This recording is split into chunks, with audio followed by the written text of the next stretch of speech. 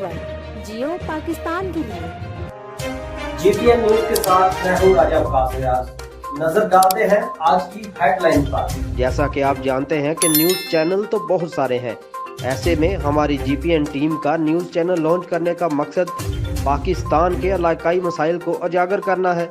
हमारे पाकिस्तान में आज भी ऐसे इलाके मौजूद हैं जहां रियासती कानून को पांव तले रौंदा जाता है, दरिंदा सा बाअसर अफराद की हुक्मरानी है। हम इनको ये बताना चाहते हैं कि आपको कैमरे की आंख देख रही है। कश्मीर से कराची तक, दही इलाकों से असम्बलियों तक, गरीब मस्कीन और मेहनत कशों की आवाज़ पहुंचाना चाहते हैं, हकदार को हक दिलवाना चाहते हैं। इसीलिए तो हम कहते हैं, जियो पाकिस्तान के लिए। GPN न्यूज़ हर पल आपके साथ। अस्सलाम वालेकुम नाजरीन, आप देख रहे हैं GPN न्यूज़। मैं हूं आपका होस्ट फरहान शाह। प्रोग्राम मामला पे क्या है के साथ आज नाजरीन हम आपको बताएंगे कि हर बार हमारी कोशिश ये होती है कि अपने इस प्रोग्राम में आपकी मुलाकात एक अच्छी और बड़ी शख्सियत से हम करवाते रहें। और पहले भी आपने मुख्तलिफ शख्सियात का जो है वो आपको हमने जो है वो तारफ़ करवाया। इस बार हमारे साथ जनाब मौजूद हैं महमूद मिर्ज़ा जेलमी साहब। एक बड़ा नाम है ये, अपने सहाफ़त में अगर देखें, अगर सियासत में देखें या मजहबी हवाले से देखें, एक बड़ा नाम है ज़िला जेलम में महमूद मिर्ज़ा जेलमी साहब।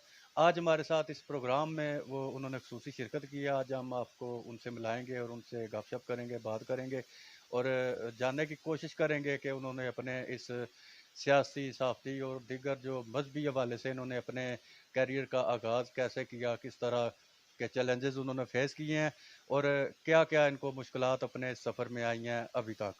अस्सलाम वालेकुम सर। वालेकुम अस्सलाम वरहमतुल्लाहि वबरकातुहू। मिर्ज़ा साहब, पहले तो बहुत बहुत शुक्रिया, आपने टाइम दिया है, अपने कीमती वक्त में से आपने हमें टाइम दिया है हमारे इस प्रोग्राम के लिए। तो हम ये आपसे जानना चाहते हैं कि आपने अपने इस सियासी सफ़र का आगाज़ कब और कैसे किया और किस किस्म के चैलेंजेस आपको देखने में आए हैं अपनी इस पूरी मतलब ज़िंदगी के इस कैरियर में। नामदहु नसली अला रसूलिल करीम फम्मा बाद अऊज़ु बिल्लाहि मिनश शैतानिर रजीम बिस्मिल्लाहिर रहमानिर रहीम। शाह जी, आपने क्या तलख़ यादें जो हैं वो याद करा दी हैं। ये एक बड़ी तलख़ कहानी है, इसके लिए तो बड़ा टाइम चाहिए। बहरहाल मैं मुख्तसर अल्फाज में याद करता हूँ कि मेरी सियासी ज़िंदगी का आगाज़ 1964 में हुआ, जब मैं 7वीं जमात में पढ़ता था। हमारे इलाके में मादर मिल्लत के इंतख़ाबात हुए तो हमारे ख़ानदान ने जो है ना वोट मादर मिल्लत को दिए थे। और बावजूद उसके अलावा असम्बली के इलेक्शन में हमने चौधरी अल्ताफ़ हुसैन को वोट दिए थे, इसलिए वो मादर मिल्लत के साथी थे। उसके अलावा चौधरी फ़िरोज़ुद्दीन मरहूम के साथ चूँकि मेरे नाना जी की दोस्ती थी तो हमारा ख़ानदान उनका सियासी हमायती था, तो इसलिए हमने उनके दामाद थे चौधरी अल्ताफ़, इनको सपोर्ट किया। तो वो हम उसी वक्त अपोजिशन की सियासत में चले गए। वो दिन और आज का दिन फिर हम इंतकाम की सियासत पे नज़र हो रहे हैं। मिर्ज़ा साहब, ये बताइएगा कि माशाल्लाह से आप सीनियर जर्नलिस्ट भी हैं, आप अपना अखबार भी निकाल रहे हैं और इसके अलावा मजहबी वाले से भी आपकी जो सरगर्मियाँ हैं वो भी किसी से पोशीदा नहीं है, आप उसमें भी एक अहम किरदार अदा कर रहे हैं। तो ये बताइएगा कि इसमें अभी इन हालात में आप क्या देखते हैं? अगर मजहबी हवाले से देखा जाए, हमारे इसमें अक्सर फ़िरका वारियत आ जाती है, किसी भी काम में देख लें। और दूसरा ये है कि अभी जो मतलब है नौजवान बिलखसूस जो आपको देख रहे हैं, उनके लिए आप इस हवाले से क्या कहना चाहेंगे? मैं अर्ज़ करूँगा कि एक बुनियादी तौर पर तो मैं कोई मजहबी आदमी नहीं हूँ, ना किसी मजहबी ख़ानदान से मेरा तल्लुक़ है, ना मैं कोई किसी मस्जिद मदरसे का पढ़ा हुआ हूँ। मैं तो एक ज़मींदार था और काले यूनियन का सदर रहा। उसके अलावा मैं सियासत में आ गया। तो एक बिजनेसमैन, एक ज़मींदार और एक सियासतदान का जो अब और मज़हब के साथ तल्लुक़ होता है वही मेरा भी था। ये एक हादसा था कि 1997 में मेरा एक बेटा जल के फौत हुआ। तो उसकी मौत ने मुझे चेंज किया कि मुझे दोस्तों ने ये कहा कि भाई आपको सुकून तो अल्लाह के ज़िक्र में मिलेगा। तो मैं अब अल्लाह के ज़िक्र में सुकून तलाश करने के लिए निकला। मेरे ददियाल शिया थे और जो ननियाल थे वो सुन्नी थे। तो मैं इस कश्मकश में था कि मैं कौन से मसले को इख्तियार करूं कि मैं इसको मैं सुकून हासिल करूं। तो मैंने कुरान की तरफ जो किया, तो कुरान में जितने भी मसालक के मैंने तर्जमे और तफसीरें पढ़ी, तो एक ही आयत पर मेरी सुई आकर अटकी। जो वो अल्लाह पाक फरमाते हैं, कुल इन कुंतुम तुहिब्बूनल्लाह फत्तबिऊनी युहब्बुकुमुल्लाह। ए नबी, जो लोग कहते हैं कि हम अल्लाह के वली बनना चाहते हैं, وہ کیا کریں؟ تو مصطفیٰ نے بتا دیجیے کہ فتح بھی ہونی کہ وہ مصطفیٰ آپ کی پیروی کرے. تو اس سے مجھے سمجھ آئی کہ دین سارا مصطفیٰ کی پیروی میں. وہ دن اور آج کا دن میں کسی مولوی کی بات نہیں مانتا, کسی میں مسل کی بات نہیں مانتا. جو بات میری تحقیق میں ثابت ہوتی ہے کہ یہ اللہ کے رسول نے ارشاد فرمائی ہے یا انہوں نے کی ہے, وہ میں آنکھیں بند کر کے اس پہ عمل کرتا ہوں. اب اسی معاملے میں جو یہ فرقہ واریت کی آپ نے بات کی, تو مجھے بڑا دکھ ہے, بڑی تکلیف ہے کہ علامہ نے کہا تھا کہ اپنی ملت پر قیاس اقوام مغرب سے نہ کر, خاص ترکیب میں قوم رسول ہاشمی. تو قوم رسول ہاشمی کی تشکیل کے بارے میں تو اللہ کے نبی فرما گئے تھے کہ تمام مسلمان ایک جسم کی مانند ہیں, اگر ایک کو درد ہوگا تو سارے جسم کو درد ہوگا. اگر ایک مسلمان کے درد پر دوسرے مسلمان کو درد نہیں تو مسلمان کا ہے. پھر اللہ کے نبی نے واضح لفظوں میں فرمایا کہ کل مسلمان اخوۃ, کہ تمام مسلمان آپس میں بھائی بھی ہیں. قرآن نے بھی یہی کہا. قرآن نے تو بلکہ بڑی اس میں کہا نا, وہ اس باقاعدہ قرآن نے کہا کہ جو مومن ہے وہ آپس میں بڑے نرم دل اور دشمنوں کے ساتھ بڑے سخت ہوتے ہیں. تو اقبال نے کہا نا کہ ہلکا یاراں تو بریشم کی طرح نرم, نظم کو باطل ہو تو فولاد ہے مومن. ہم اس کے الٹ جا رہے ہیں, ہم اپنوں کے ساتھ فولاد ہیں اور دشمنوں کے ساتھ نرم ہیں. ہم اسرائیل کے ساتھ دوستی کی بات کرتے ہیں, ہندو کے ساتھ ہم بڑے لبرل بات کرتے ہیں, آپس میں ہم ایک دوسرے کو قدر کرتے ہیں. تو میرا اس معاملے میں بڑا واضح, میں نوجوانوں کو کہوں گا کہ فرقہ واریت کے بارے میں بڑا واضح میرا موقف ہے. دیکھیں بات یہ ہے کہ کوئی بھی ایک بلڈنگ ہے, اس میں جب آپ داخل ہوتے ہیں نا تو اس کو نکلنا بھی اسی راستے سے ہوتا ہے. آپ جب اسلام میں داخل ہوتے ہیں تو آپ کو اقرار کرنا پڑتا ہے, اشہد اللہ الہ الا اللہ واشہد ان محمد عبد رسول, میں گواہی دیتا ہوں کہ اللہ کے علاوہ الہ کو نہیں اور مصطفیٰ کے علاوہ رہنما کو نہیں. جب تک اس کا کوئی انکار نہ کرے وہ اسلام سے باہر نہیں نکل سکتا. جو اس کو مانتا ہے وہ مسلمان ہے. اور دوسری بات یہ ہے کہ دو چیزوں کا خیال رکھیں آپ تمام لوگ, بیت اللہ میں اور مسجد نبوی میں کوئی مشرک اور کافر داخل نہیں ہو سکتا. جو بھی فرقہ, وہ شیعہ ہے, سنی ہے, وابی ہے, جس کو وہاں نماز پڑھنے کی اجازت ہے, حج پڑھنے کی اجازت ہے, وہ مسلمان ہے. دوسری بات ہے آئین پاکستان جس کو مسلمان کہتا ہے, قادیانیوں کو نہیں کہتا. ہم جب قادیانیوں کو نہیں کہتا, ہم قادیانیوں کو مسلمان نہیں کہتے, لیکن بھائی وہ شیعہ سنی وابی سب کو مسلمان کہتا ہے آپ کا آئین. تو آپ اس بات پر کیسے آپ کی لڑائی کرتے ہیں؟ اور اتنا اس بارے میں سخت حکم ہے کہ ایک مسلمان کو کافر کہنے والا خود کافر ہو جاتا ہے. اس لیے اس میں بڑی احتیاط کی ضرورت ہے. اور پھر دشمن ہماری چاروں طرف گہرا ڈال کے بیٹھے ہوئے, ہم اگر آپس میں الجھیں گے تو مٹ جائیں گے. اس لیے یہ آپس میں اتفاق اور محبت ہے. بالکل آپ نے بالکل درست فرمایا. یہ آپس میں اتفاق اور محبت کا ہی وقت ہے. یہ وقت ایسا جا رہا ہے کہ پاکستان بالخصوص کو پاکستان میں اس وقت بہت سارے چیلنجز کا سامنا ہے. یہ فرقہ واریت سے لے کے دہشت گردی تک اور دوسرے کئی معاملات ہیں. آگے پیچھے آپ بیرون ملک کو جو بیرونی طاقتیں ہیں وہ بھی پاکستان کو توڑنے میں اس وقت لگی ہوئی ہیں. مرزا صاحب چلے اس کا پوائنٹ آف ویو آپ کا آ گیا. ابھی آپ اب تھوڑی سیاست کے حوالے سے گفتگو کریں گے کہ آپ جو ہے وہ پاکستان تحریک انصاف سے ایک دیرینہ تعلق آپ کا. میں سمجھتا ہوں کہ ضلع جہلم میں آپ پہلے کینڈیڈیٹ تھے پاکستان تحریک انصاف کے. تو اس حوالے سے آپ بتائیں گے کہ ابھی جو گورنمنٹ کے جو جا رہی ہے پالیسیز جا رہی ہیں, یہ اس میں کافی کارکن ناراض ہیں. مطلب ہے کہ عوام جو ہے وہ خوش نظر نہیں آ رہی, گو کہ عوام نے سپورٹ کی تھی. اس حوالے سے آپ کیا روشنی ڈالیں گے اس حکومتی کارکردگی کے بارے میں؟ پرانا سیاسی کارکن ہوں. ذوالفقار علی بھٹو میرے قائد تھے, میرے لیڈر تھے. نصرت بھٹو ہمارے ساتھ بچوں کی طرح پیار کرتی تھی, چھوٹی بہنوں کی طرح بے نظیر ہمارے ساتھ سلوک کرتی تھی. ہمارا انہوں نے مزاج بگاڑا ہے. جو ہم لوگ جو ہے نا سیاست میں آئے تھے خوش نظریات لے کر. ایک تو یہ تھا کہ ہم چاہتے تھے کہ عوام کی حکومت عوام کے لیے اور عوام کے ذریعے یہ جمہوریت کا جو نعرہ ہے نا اس پر عمل درآمد ہونا چاہیے. میں نواز شریف کے اس نعرے سے اتفاق نہیں کرتا کہ جمہوریت جمہوریت جمہوریت. وہ کون سی جمہوریت ہے؟ اس میں عوام کا عمل دخلی کوئی نہیں ہے. کسی پارٹی میں جمہوریت ہے, پی ٹی آئی میں جمہوریت ہے, پیپل پارٹی میں جمہوریت ہے, نون لیگ میں جمہوریت ہے. عوام کو تو پوچھتے ہی کوئی نہیں ہے. جمہوریت کا جو فلسفہ ہم نے یونیورسٹیوں میں کالجوں میں اسکولوں میں پڑھا وہ تو یہ ہے کہ جمہوریت ہے کیا, کہ جمہوریت عوام کی حکومت عوام کے لیے اور عوام کے ذریعے. تو کیا عوام کے لیے یہ کچھ عوام کے درد کا کوئی علاج ان لوگوں کے پاس ہے؟ اور جو عوام کے مرتخب نمائندے آتے وہ عوام میں سے ہوتی ہی نہیں ہے. وہ اس طبقے کے ہوتے ہیں, وہ وڈیرے, وہ جگیردار, وہ سرمایہ دار, وہی جو 1857 میں انگریزوں کے ساتھ تھے آج بھی ہم پر مسلط ہیں. کبھی وہ پیپل پارٹی کے نام پر آ جاتے ہیں, کبھی وہ نون لیگ کے نام پر آ جاتے ہیں, کبھی پی ٹی آئی کے نام پر آ جاتے ہیں. کون سی تبدیلی آئی ہے؟ تو جب تک عوام کے لیے کچھ نہیں ہوتا میں اس جمہوریت میں بلیو نہیں کرتا. پھر رہ جاتی ہے کہ ہم یہ عوام میں ڈیولپمنٹ. میں اسٹیبلشمنٹ کا ڈنگا ہوا آدمی ہوں. میرے ساتھ زندگی میں اسٹیبلشمنٹ بڑی زیادتیاں کی ہیں, لیکن بات کرتے ہوئے بات خدا لگتی کہنی چاہیے. جب بھی پاکستان میں ڈیولپمنٹ ہوئی ہے, میرے علاقے میں تو جب بھی ڈیولپمنٹ ہوئی ہے یا ایوب خان کے زمانے میں ہوئی ہے یا مشرف کے زمانے میں ہوئی ہے, تو اس لیے میں کیسے کہہ سکتا ہوں کہ جناب یہ جمہوریت کون سی جمہوریت, نہ اس میں عوام کو کوئی فائدہ ہے.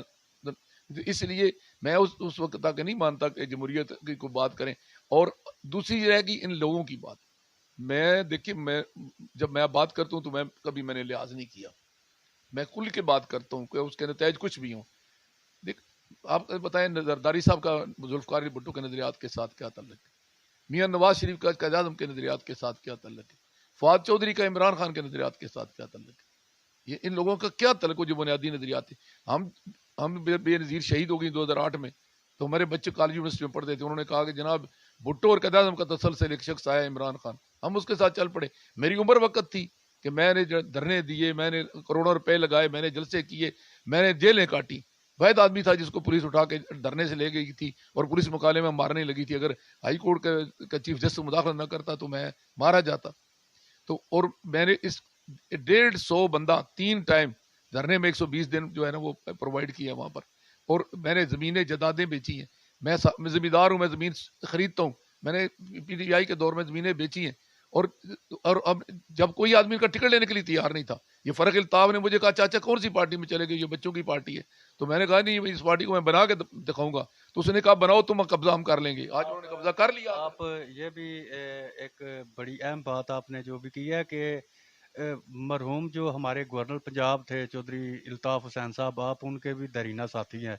آپ کا ان کے ساتھ بڑا وقت گزرا ہے. پھر ان کے بھائی تھے چودھری جاوید صاحب, ان کے ساتھ بھی آپ کا اچھا وقت گزرا ہے. اس حوالے سے میں سمجھتا ہوں کہ تحصیل دینا جو بنی ہے, اس تحصیل میں بھی آپ نے ایک اہم کردار ادا کیا ہے. اس حوالے سے کچھ تھوڑا بہت بتائیں گے ہمارے ناظرین کو کہ اس میں آپ کو کیسے یہ خیال آیا اس چیز کا. دیکھیے, ایک تو بات اللہ کے نبی صلی اللہ علیہ وسلم نے فرمایا کہ جو چلا جائے اس کی خوبیاں بیان کرتے ہیں, اس کا گرہ نہیں کرتے. دوسری بات یہ ہے کہ جب چودھری الطاف دنیا سے گئے تو میں نے ان کے مرنے پہ مرثیے لکھے اور بولے. میں ان کی تعریفیں کرتا, میں ان کی تعریفوں میں نے جو ہے نا صفحات سیاہ کیے, اخباروں میں ایڈیشن چھاپے. میں آج ان کا گلہ کروں تو یہ کوئی بندے کے پتروں والی بات تو نہیں ہے نا. میں کہتا ہوں کہ ٹھیک تھے وہ لوگ, لیکن بات یہ ہے کہ ان کے جو وارث ہیں, میں ان کے طریقہ سیاست سے شدید اختلاف کرتا ہوں. یہی وجہ ہے کہ آج میں ان کی صفوں میں نہیں ہوں, میں الگ بیٹھا ہوں. مثلا کیا اختلاف ہے آپ کو, کس قسم کا اختلاف ہے آپ؟ دیکھیے جی, بات یہ ہے کہ یہاں پر جو چودھری الطاف صاحب تھے نا, وہ ایکچولی نمائندہ تھے وڈیروں کے مخالف عام آدمی کی. اس کو جاٹزم کہہ لیں, اس کو جٹالی کہہ لیں, اس کو غریب طبقہ کہہ لیں, ان کے تھے. وہ کچھ ان کی خدمت کر سکے یا نہ کر سکے, کم ان کو ایک حوصلہ, ایک زبان دیتے تھے. تو یہ ہمیں کہا جاتا تھا کہ جناب یہ راجگان جو ہے نا ضلع جہلم کے بڑے ظالم ہیں, یہ لوگوں کو زمین پر بٹھاتے ہیں, یہ جناب انسانوں کو انسان نہیں سمجھتے, یہ نہیں کرتے, وہ نہیں کرتے. جب ہمارا اقتدار آیا, ہم نے بھی تو وہی لوگوں کے ساتھ کیا نا, ہم نے کون سا اچھا سلوک کیا. تو پھر جب میں یہ بات کہتا تھا کہ بھائی یہ بات غلط آپ نے کی, اور میرا اختلاف اس کو شروع ہو گیا تھا جب دوسرا دور شروع ہوا فرق کا. تو میں نے کہا کہ بھائی یہ بات آپ لوگ جو ہے نا تھوڑا سا رویہ چینج کریں, کہ وہی عوام دشمنی جو اگر راجہ افضل کرے تو غلط ہے, اگر اقبال مہدی کرے تو غلط ہے, تو ہم کریں تو ٹھیک ہے. ہم لوگوں کو باہر بٹھا دیتے ہیں, ہم لوگوں کو تنگ کرتے ہیں, ہم لوگوں کو پریشان کرتے ہیں, لوگوں کی بےزتی ہوتی ہے. تو میں چاچا تھا, میرا فرض بنتا تھا کہ میں ان کو مشورہ دیتا. تو انہوں نے وہ اقتدار کے نشے میں آ گئے, انہوں نے کہا کہ نہیں آپ چاچا نہیں, آپ چمچے بن کر رہے ہیں. تو میں نے چمچا نہیں بننا گوارا کیا.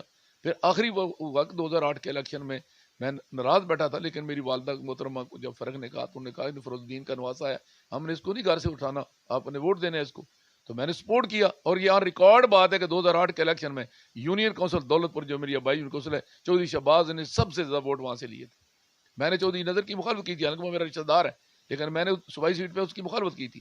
لیکن قومی میں نے کچھ پوری تحصیل میں سپورٹ کی تھی, اور یونین کونسل میں سب سے زیادہ ووٹ انہوں نے دولت پور سے لیے تھے. اور پھر جب انہوں نے جلسہ کیا لدڑ میں, آپ چھوٹے ہیں اگر آپ کو یاد ہے, تو 2008 میں انہوں نے آپ اپنا خلیل صاحب آپ کے چاچو ہیں, ان کے میرے دوست ہیں, بھائی ہیں, ان سے پوچھے کہ انہوں نے جلسہ کیا کہ ہم کیوں آ رہے ہیں اور آگے ہمارا لائے عمل کیا ہے. تو میں نے کہا مجھ سے تقریر نہ کرو. انہوں نے کہا نہیں جی آپ تقریر ضرور کریں. تو وہاں ان کا خیال تھا کہ میں جیسے ان کے گیت گاتا ہوں, کیونکہ میں نے آج تک جتنا راجوں کے خلاف لکھا اور بولا ہوں, اگر میں وہ اتنا شیطان کے خلاف لکھتا اور بولتا تو وہ جیل میں چھوڑ جاتا. اور جتنی میں نے ان کی تعریف کی ہے، اللہ رسول کی تعریف میں لکھتا اور بولتا تو میں ولی اللہ ہو جاتا. تو میں ان کا خیال تھا کہ آپ کی بھی یہ میرے گیت گائے گا. تو میں تو ان کا دوست ہوں، ہمدرد ہوں، میں ان کا دشمن تو نہیں تھا، میں کوئی ان کا میراثی بھی نہیں تھا، میں چمچا بھی نہیں تھا، میں تو چاچا تھا. میں نے تو صحیح بات کرنی تھی. تو میں نے وہاں یہ کہہ دیا کہ بھائی جناب یہ جو ہم ہارے ہیں نا، یہ ہمیں ہرایا نہیں گیا. ہماری بدقسمتی راجہ افضل صاحب کو لوگ کہتے تھے کہ جی یہ راجہ صاحب عوام دشمن آدمی ہیں، اور ان کے بیٹے جو ہیں ان کا سیاست کے ساتھ تعلق ہی کوئی نہیں ہے. وہ کوئی کہتے ہیں دماغی طور پر حاضر نہیں ہے، کوئی کہتے ہیں جی عوام میں حاضر نہیں ہے. انہوں نے ہمیں 30,000 35,000 کی لیڈ پر شکست دی تھی. تو ہماری یہ توہین نہیں تھی، ہمارے لیے یہ ڈوب مرنے کا مقام نہیں تھا. تو میں نے یہی بات لڑ لڑ میں جلسے میں کہا کہ جناب دل کے پھپھولے جل اٹھے سینے کے داغ سے، اس گھر کو آگ لگ گئی گھر کے چراغ سے، کہ ہم نے خود ہارے ہیں کہ ہمارا لوگوں کے ساتھ رویہ ٹھیک نہیں تھا. چلے ہم مرزا صاحب کے ساتھ گفتگو کا سلسلہ جاری رہے گا. ابھی ہم پروگرام میں لیتے ہیں چھوٹا سا بریک، ملتے ہیں بریک کے بعد.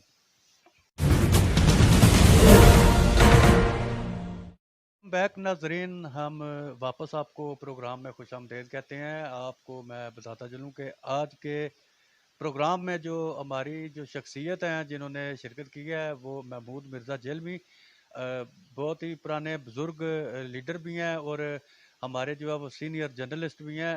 انہوں نے کافی عرصہ سے جو ہے وہ اپنے اس علاقے میں اور اس کے آگے پیچھے جہاں تک ان کا وہ اپنا اثر رسوخ جاتا ہے وہاں تک آپ ان کا جو ایک اہم کردار رہا ہے فلاحی سرگرمیوں میں بھی، اور اس کے علاوہ بھی سیاسی حوالے سے بھی ان کا ایک بڑا نام ہے. آج اس گفتگو کر رہے تھے ان سے ہم اپنی گفتگو کا سلسلہ وہیں سے شروع کرتے ہیں. مرزا صاحب، ابھی آپ علاقائی حوالے سے ہمیں تھوڑا بتائیں گے کہ آپ کا تعلق ہے پنڈ دادر خان علاقے سے.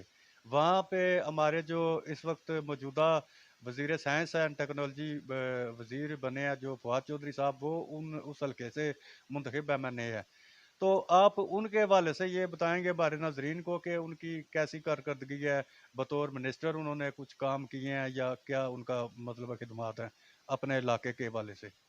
جی بسم اللہ. میں پرندال خان کرنے والوں 3 دفعہ ممبر ضلع کونسل ہوں، چیئرمین ضلع کونسل کا الیکشن لڑا، ایم این اے کا الیکشن لڑا، ایم پی اے کا الیکشن لڑا. وہاں پہ ہم نے پی ٹی آئی کو اتنا مضبوط کر دیا تھا کہ فواد کے علاوہ کوئی بھی امیدوار ہوتا وہ الیکشن جیتتا، اس میں اس کا تو کوئی کمال نہیں ہے. میں نے این الیکشن کے دوران میں نے 3 پیغام جاری کیا تھا کہ اگر یہ جیت گیا تو آپ لوگ اسے چھوڑ جائیں گے، اگر یہ ہار گیا تو یہ بھاگ جائے گا، کیونکہ یہ تو فسائی بال کا رہنے والا ہے، یہ تو ویسے لدڑ کا نام بیچتا ہے. تو یہ آپ لوگ غلط فیصلہ کر رہے ہیں. میں نے کہا تھا غلط فیصلہ کریں، آج وہ سارا علاقہ کہتا ہے کہ ہم نے غلط فیصلہ کیا ہے، اس لیے کہ وہ بہت بڑا منافق ہے اور وہ بہت بڑا دھکار ہے. اور اب لوگوں کی آنکھیں کھل گئی ہیں. وہاں جو اخباروں میں میڈیا میں دیکھتے ہیں بڑی ڈیولپمنٹ. مرزا صاحب، وہ آپ کی بات ٹھیک ہے، لیکن اس کے برعکس آپ دیکھیں تو وہ جو آپ کا بڑا پروجیکٹ شروع ہوا ہے نہر کا، اس کے علاوہ روڈ وغیرہ کے بھی پروجیکٹ ہے. میں عرض کرتا ہوں، ایک تو کوئی بڑی سڑک نہیں شروع ہوئی. تمام سڑکیں وہ ہیں جو ہم نے بطور ممبر ضلع کونسل یا پیپل پارٹی کے زمانے میں یا اپنا کافلی کے زمانے میں ہم نے بنوائی تھی، ان کی مرمت ہو رہی ہے.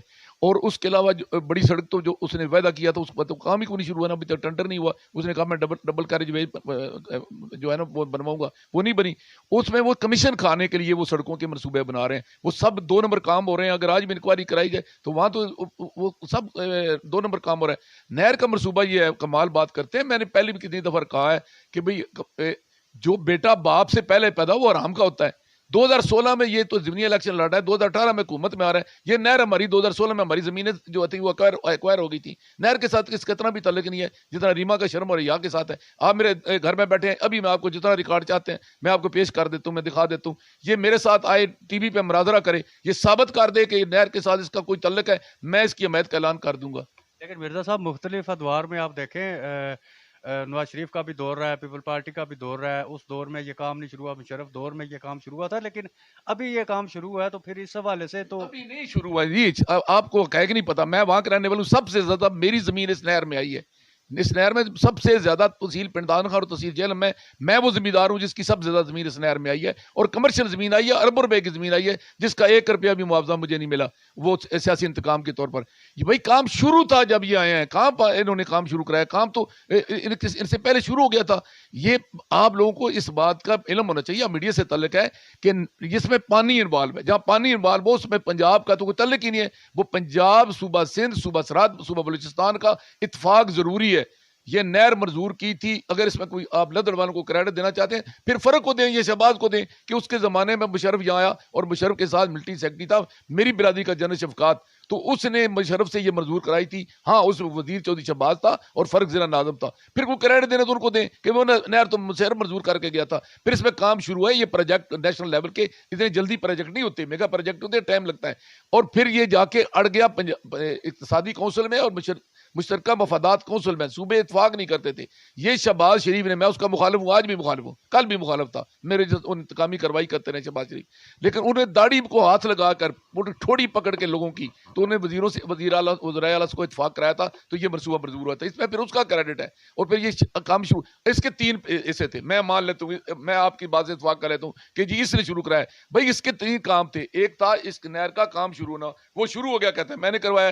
دوسرا تھا اس کا معاوضہ دلانا. اس کے سارے ووٹر جو ہیں ان کی کروڑ روپے کی زمینیں چلے گئی ہیں, ان کو کوڑیوں کے پیسے مل رہے ہیں, وہ تو یہ دلوا نہیں رہا, جو وہ تو ان کی زمینیں ضائع ہو رہی ہیں. اس کے علاوہ اس کا دوسرا فیز تھا کہ بیلووال کے مقام پر لفٹ اریگیشن سسٹم لگنا تھا, کہ یونین کونسل ٹوبا, یونین کونسل کندوار اور یونین کونسل للہ کو پانی ملنا تھا. وہ سکیم کدھر ہے؟ اس کا تو نام ہی نہیں لے رہا. جو ہو جاتا ہے نا, جو بیٹا پیدا ہوا وہ پیر صاحب کی مہربانی, جو بیٹی پیدا ہوئی وہ اللہ کی مہربانی. یہ کیا ان سے طریقہ ہے؟ یہ بالکل آپ نے درست فرمایا کہ اگر اس کا کریڈٹ دینا چاہیے تو وہ چودھری شہباز صاحب کو دینا چاہیے یا چودھری فرق الطاف کو دینا چاہیے, کیونکہ اس دور میں, مشرف دور میں, انہوں نے اس میں جو ہے وہ ایک اہم کردار ادا کیا تھا. چلیے ابھی تو یہ منصوبہ چل گیا. مرزا صاحب مزید اب ہم آپ کو تھوڑا سا علاقائی لیول سے ہٹ کے, ابھی جو پی ٹی ایم کا سلسلہ چل رہا ہے یہاں پہ, یہ استعفے دے نہیں رہے. ابھی یہ پچھلے مہینے میں انہوں نے ڈیڈ لائن دی تھی, ابھی اس کو اب آگے بڑھا کے انہوں نے ابھی 31 جنوری کی ڈیڈ لائن دے دی ہے. اس کے بارے میں آپ کیا کہتے ہیں کہ پی ٹی ایم کا جو یہ 11 جماعتیں ملی ہوئی ہیں, یہ حکومت کا کچھ کر پائیں گی, عمران خان کا کچھ کر پائیں گی, یا یہ خالی ان کا جو باتیں ہی ہیں؟ ایک تو میں آپ کو بتاؤں, تینوں پارٹیوں میں کوئی فرق نہیں ہے, صرف فرق عمران خان ہے. عمران خان بہرحال اپنی ذات کے حوالے سے ان تینوں زرداری صاحب اور نواز شریف سے بہتر کردار کا مالک ہے, لیکن اس کو جو فائدہ پہنچ رہا ہے وہ اس کی کارکردگی کا نہیں پہنچ رہا, وہ ان کی نالائکی کا پہنچ رہا ہے. ایک تو یہ مانے ہوئے بددیانت ہیں, یہ تسلیم شدہ, ہر بندے کو پتا ہے کہ انہوں نے لٹ مچائی ہے.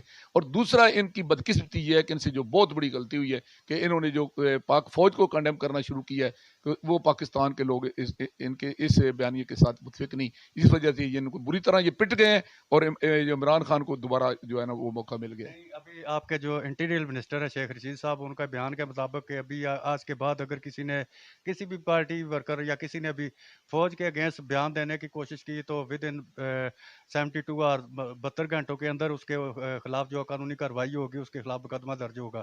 لیکن اس کو مولانا فضل الرحمان یہ کہتا ہے کہ اگر یہ مقدمہ ہوتا ہے تو یہ 72 گھنٹوں کے اندر اس کی وزارت جائے گی.